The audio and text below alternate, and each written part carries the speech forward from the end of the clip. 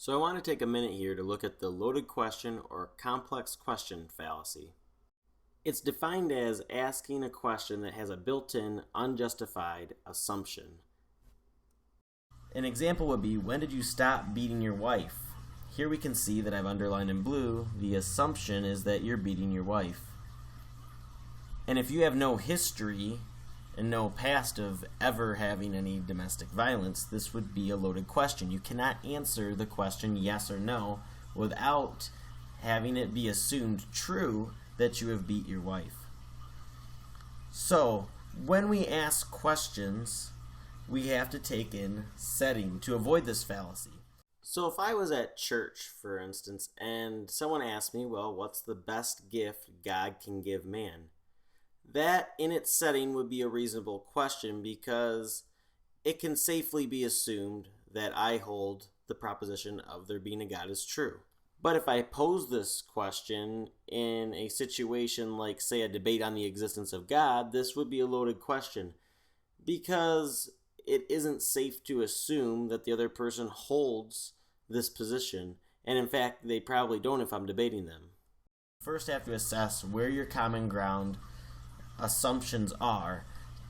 Most broadly, those will be axioms, but what you cannot do is assume someone's position. That's why the loaded question is typically done unintentionally. It's because people like to assume that I'm like you and that we share same beliefs. So the fallacy slips in almost subconsciously most of the times. So when we talk about asking questions and trying to avoid loaded questions, it's also important to consider who we're talking to. For instance, if you hold the position that unicorns are real, and I don't, and you know that I don't, there isn't much reason for you to ask me what I think about unicorns and what their secret dealings are on Tuesdays. Do you think that unicorns go to Walmarts on Tuesdays is a meaningless question? I can't say any answer to that because it's loaded. So if we're talking to someone and we think we know their position, it's better to not assume that we do know their position. It's better to ask them what they think rather than offering them a loaded question.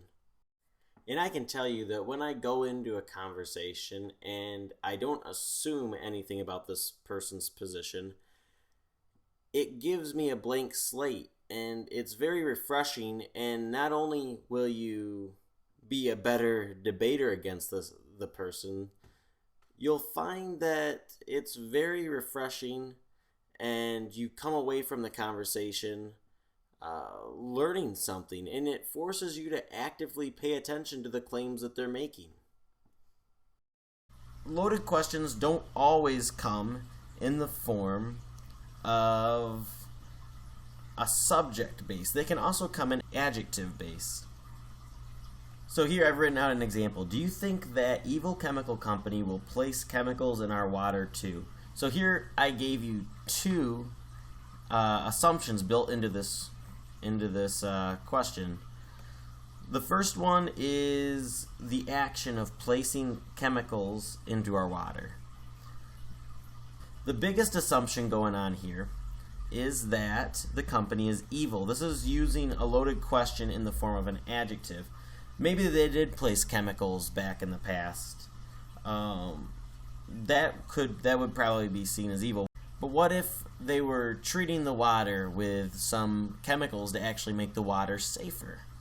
The assumption built in here is that the chemical company is evil. We used an adjective that is assumed.